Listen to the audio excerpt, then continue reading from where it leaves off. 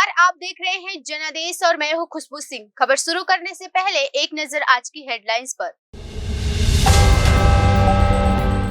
गृह मंत्री हर्ष संघवी ने सेना की तैयारियों की समीक्षा की। गुजरात की ओर तेजी से बढ़ रहा है खतरा, जाखौ से महज 200 किलोमीटर दूर। गुजरात में मंडरा रहे संकट के बीच अहमदाबाद में साबरमती रिवर फ्रंट समेत कई पर्यटन स्थल आज बंद। बृजभूषण सिंह के मामले में आज चार्जशीट दाखिल कर सकती है दिल्ली पुलिस। नीतीश कुमार ने कहा, पार्टी का विलय करो या बाहर जाओ, जितेंद्र मांझी। पंजाब के मोहाली में एक बिल्डिंग का पार्किंग लॉट का बड़ा हिस्सा था, कई वाहन क्षतिग्रस्त। तूफान बिपरजॉय कच्छ से 118 किलोमीटर दूर शाम तक पहुंचेगा। कच्छ और सौराष्ट्र में भारी बारिश, खतरे वाले इलाकों से 75,000 लोगों को निकाला गया। पहलवान रिंग में लौटेंगे या धरने पर, आज तय होगा। बृजभूषण के खिलाफ चार्जशीट पेश हो सकती है। ये थी आज की बड़ी और अहम खबरें। अब समाचार विस्तार से। गृह मंत्री हर्ष संघवी ने सेना की तैयारियों की समीक्षा की। राहत और बचाव कार्यों के लिए जामनगर आर्मी कैंप से सेना के 78 जवान द्वारका भेजी। गृह मंत्री हर्ष संघवी ने कहा कि न्यूनतम नुकसान शून्य हताहत के दृष्टिकोण के साथ राहत बचाव अभियान चलाए जाएंगे। गृह राज्य मंत्री हर्ष संघवी चक्रवात बिपरजॉय को लेकर लगातार 2 दिन से देवभूमि द्वारका जिले में मौजूद है। उनके मार्गदर्शन से जिला प्रशासन द्वारा चक्रवात के बचाव के लिए विभिन्न उपाय किए जा रहे हैं। गृह राज्य मंत्री हर्ष संघवी ने चक्रवात के खतरे से निपटने के लिए सेना की तैयारियों की जानकारी लेने के लिए सनातन सेवा आश्रम से सेना के जवानों से मुलाकात की। मंत्री ने भगवान द्वारकाधीश से प्रार्थना की कि कम से कम बिपरजॉय चक्रवात में बचाव किया जाए। कहा कि सेना के जवान किसी भी आपदा से निपटने में सक्षम हैं और ऐसी हर आपदा के दौरान वे सेवा से सबसे आगे खड़े रहेंगे। इसके अलावा उन्होंने कहा कि जवानों को न्यूनतम नुकसान शून्य हताहत दृष्टिकोण के साथ राहत अभियान चलाए जाएंगे। आपदा के समय बचाव और राहत की तैयारियों में लगे सेना के जवानों को देखकर हर्ष संघवी ने सभी जवानों को बधाई दी। महत्वपूर्ण बात यह है कि बिपरजॉय चक्रवात की स्थिति के मद्देनजर लोगों की सुरक्षा बनाए रखने के लिए जिला प्रशासन द्वारा आर्मी कैंप जामनगर से एक विशेष सेना दल को देवभूमि द्वारका बुलाया गया। सेना के 78 जवान 13 वाहनों के साथ द्वारका पहुंचे। सेना के जवानों को लाइफ जैकेट, पेड़ काटने वाले वसूली वाहन, एम्बुलेंस, राशन किट आदि के साथ तैयार किया गया है। चक्रवात तेजी से गुजरात की ओर बढ़ रहा है। जाखौ की तट से 220 किलोमीटर दूर है। यह द्वारका से 203 किलोमीटर दूर और नलिया से 240 किलोमीटर दूर, जबकि पोरबंदर से 300 किलोमीटर दूर। चक्रवात बिपरजॉय 6 किलोमीटर प्रति घंटे की रफ्तार से बढ़ रहा है। गुजरात के सभी तटीय इलाकों में अलर्ट घोषित कर दिया गया है। गुजरात के आसन्न खतरे के चलते राज्य के कई इलाकों में तेज हवाओं के साथ बारिश हो रही है। गुजरात के सभी तटीय इलाकों में अलर्ट घोषित कर दिया गया है। चक्रवाती तूफान बिपरजॉय आज शाम चौखा बंदरगाह के ऊपर से गुजर सकता है। 16 जून को जामनगर, द्वारका, कच्छ में 125 से 135 किलोमीटर प्रति घंटे की रफ्तार से हवा चलने का अनुमान है। इसीलिए कच्छ में एनडीआरएफ की कुल 6 टीमों को तैनात किया गया है, जबकि कच्छ जिले में 131 गांव अंधेरे में डूबे हुए हैं। चक्रवात प्रभावित कच्छ, सौराष्ट्र के 8 जिलों के 242 नए गांवों को बिजली आपूर्ति बाधित हो गई है। गुजरात में चक्रवात के कारण कई इलाकों में तेज हवाओं के साथ बारिश हो रही है। चक्रवात बिपरजॉय के कारण अहमदाबाद साबरमती रिवर फ्रंट और उत्तल ब्रिज को आज से बंद कर दिया गया है। चक्रवात बिपरजॉय के कारण अहमदाबाद साबरमती रिवर फ्रंट और उत्तल ब्रिज को आज से बंद कर दिया गया है। एहतियाती के तौर पर एएमसी ने गुरुवार 15 जून को दोपहर 2 बजे से शुक्रवार 16 जून तक रिवर फ्रंट को, लोअर प्रोमेनेड, उत्तल ब्रिज और कंकरिया को बंद करने का फैसला किया है, जिससे किड्स सिटी, जू, बाल वाटिका, नगीनावाड़ी, बटरफ्लाई पार्क सहित अन्य सभी मनोरंजन गतिविधियां बंद कर दी गई है। गुजरात के सभी तटीय इलाकों में अलर्ट घोषित कर दिया गया है। भारतीय कुश्ती महासंघ के निवर्तमान प्रमुख बृजभूषण शरण सिंह के खिलाफ महिला पहलवानों द्वारा लगाए गए यौन शोषण उत्पीड़न के आरोपों में दर्ज मामले में दिल्ली पुलिस आज चार्जशीट दाखिल कर सकती है। अधिकारियों ने ये जानकारी दी। केंद्रीय खेल मंत्री अनुराग ठाकुर ने 7 जून को ओलंपिक पदक विजेता पहलवानों बजरंग पूनिया और साक्षी मलिक से मुलाकात की थी। प्रदर्शन कर रहे पहलवानों को आश्वासन दिया था कि मामले में 15 जून तक आरोप पत्र दाखिल हो जाएगा। इस आश्वासन के बाद पहलवानों ने अपना प्रदर्शन रोक दिया था। अधिकारियों ने बताया कि जांच के क्रम में दिल्ली पुलिस ने 5 अन्य देशों के कुश्ती संघ महासंघों को पत्र लिखकर सिंह द्वारा यौन उत्पीड़न के कथित घटनाओं के संबंध में जानकारी मांगी है, लेकिन उनका जवाब का इंतजार है। अधिकारियों ने बताया कि जवाब मिलने के बाद पूरक आरोप पत्र दाखिल किया जाएगा। उन्होंने बताया कि टूर्नामेंट के फुटेज और वीडियो मैच के दौरान पहलवान जहां रुकी थी उन जगहों की सीसीटीवी फुटेज आदि उपलब्ध कराने का अनुरोध कर रही है। नोटिस जारी किया गया है।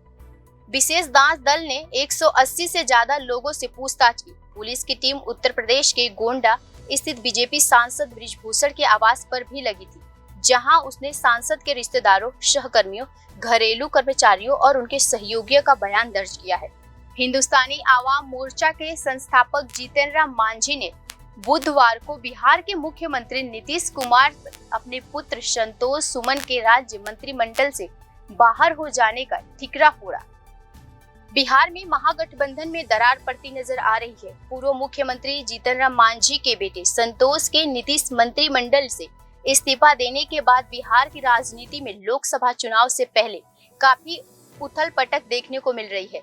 हिंदुस्तानी आवाम मोर्चा के संस्थापक जीतन राम मांझी ने बुधवार को बिहार के मुख्यमंत्री नीतीश कुमार पर अपने पुत्र संतोष सुमन के राज्य मंत्रिमंडल से बाहर हो जाने का ठिकरा फोड़ा था। सुमन के कैबिनेट से इस्तीफा देने के एक दिन बाद अपनी चुप्पी तोड़ते हुए जीतन राम मांझी ने 8 साल से अधिक समय पहले उन्हें इस्तीफा देने के लिए मंजूर किए जाने का भी जिक्र किया था। 8 साल से अधिक समय पहले मांझी के मुख्यमंत्री पद से हटाने के बाद ही जनता दल यूनाइटेड यानी जेडीयू के प्रमुख नीतीश कुमार सत्ता में लौटे थे। हिंदुस्तानी आवाम मोर्चा के संस्थापक ने दावा किया कि मुझे उस दिन गया जिले में अपने निर्वाचन क्षेत्र के लिए रवाना होना था और 12 जून को लौटना था। मुख्यमंत्री ने मुझे उनके प्रस्ताव पर फिर से विचार करने और वापस आने पर उन्हें बताने को कहा।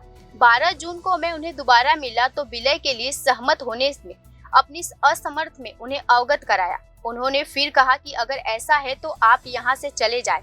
इसीलिए मैंने अपने बेटे से अगले ही दिन इस्तीफा देने को कहा। बता दें कि राज्य के संसदीय कार्य मंत्री विजय कुमार चौधरी ने दावा किया कि सुमन ने व्यक्तिगत कारणों के एक साथ रहना मुश्किल बताया था। संतोष सुमन ने उन्हें ही अपना त्याग पत्र सौंपा था।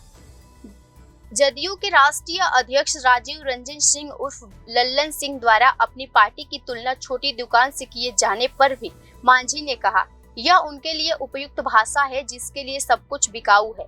उन्होंने कहा कि जदयू को याद रखना चाहिए कि यह कहना व्यर्थ है कि हिंदुस्तान अवाम मोर्चा महागठबंधन से बाहर है, क्योंकि पार्टी कभी भी गठबंधन में शामिल नहीं हुई थी और हमारी वफादारी केवल नीतीश कुमार के साथ टिकी हुई है। पंजाब के मोहाली सेक्टर 83 में एक बिल्डिंग का पार्किंग लॉट का एक बड़ा हिस्सा अचानक ढह गया। यह पूरी घटना का सीसीटीवी में कैद हुआ। पंजाब के मोहाली सेक्टर 83 में एक बिल्डिंग का पार्किंग लॉट एक बड़ा हिस्सा अचानक ढह गया। यह घटना बुधवार दोपहर की। अच्छी बात यह है कि इस घटना में किसी के हताहत होने की खबर नहीं है, लेकिन पार्किंग में खड़ी कुछ कारों को जरूर नुकसान हुआ है। पुलिस ने मामला दर्ज कर जांच शुरू कर दी है। पुलिस का कहना है कि कानून के मुताबिक कार्रवाई की जाएगी।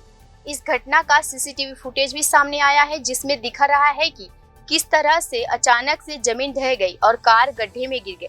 बताया जा रहा है कि जिस बिल्डिंग में पार्किंग लॉट में यह हादसा हुआ उसके बराबर वाले प्लॉट में बेसमेंट की खुदाई का काम चल रहा था। पुलिस ने उस प्लॉट के मालिक पर केस दर्ज कर लिया है, जहां वो बेसमेंट की खुदाई का काम चला रहा था।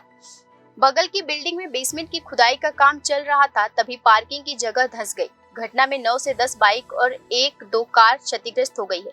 कोई हानि की सूचना नहीं है। जिम्मेदार पाए जाने वाले के खिलाफ मामला दर्ज कर कार्रवाई की जाएगी। पुलिस ने बताया कि यह प्लॉट में खुदाई के आसपास की दूसरी इमारतों पर भी खतरा मंडरा रहा है। ऐसे में सुरक्षा के मद्देनजर कई कदम उठाए जाएंगे। गुजरात के तटीय इलाकों की तरफ बढ़ रहा चक्रवात बिपरजॉय बेहद खतरनाक हो रहा है। मौसम विभाग के अनुसार यह गुरुवार शाम 4 से 8 बजे के बीच कच्छ और जाखौ पोर्ट पहुंचेगा। इस दौरान हालात बेहद खराब हो सकते हैं। मौसम विभाग के अनुसार चक्रवात बिपरजॉय सौराष्ट्र कच्छ की तरफ बढ़ रहा है। जाखौ से करीब 200 किलोमीटर दूर पर है। हवाओं की रफ्तार 125 से 135 किलोमीटर प्रति घंटे की रफ्तार से चल रही है।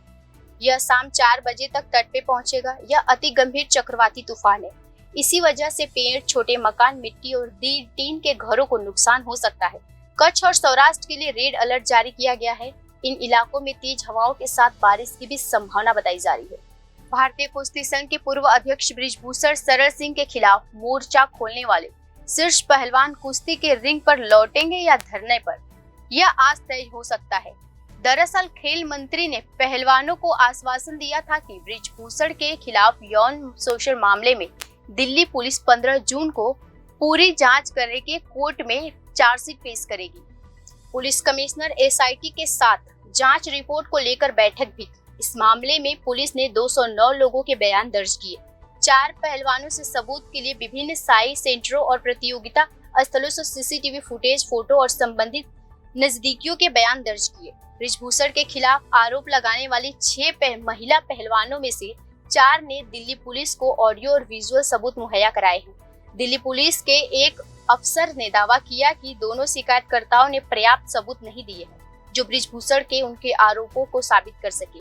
एक पहलवान ने अपने बयान से पलट भी गई है। हालांकि दिल्ली पुलिस ने इस बयान की पुष्टि नहीं की है। पुलिस को 2 महिला रेसलर, एक इंटरनेशनल रेफरी और स्टेट लेवल कोच ने पहलवानों के समर्थन में गवाही दी है।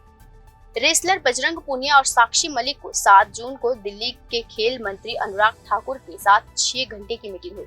मीटिंग के बाद रेसलर साक्षी मलिक ने कहा था कि सरकार ने जांच पूरी करने के लिए 15 जून तक का टाइम मांगा है। तब तक उन्हें किसी तरह के प्रदर्शन न करने की अपील की है। बृजभूषण की गिरफ्तारी के सवाल पर भी खेल मंत्री ने जांच पूरी होने और उसके आधार पर कार्रवाई और 15 जून तक मामले में पुलिस द्वारा चार्जशीट पेश करने की बात कही थी। फिलहाल के लिए इतना ही। खबरों में बने रहने के लिए देखते रहिए जनादेश।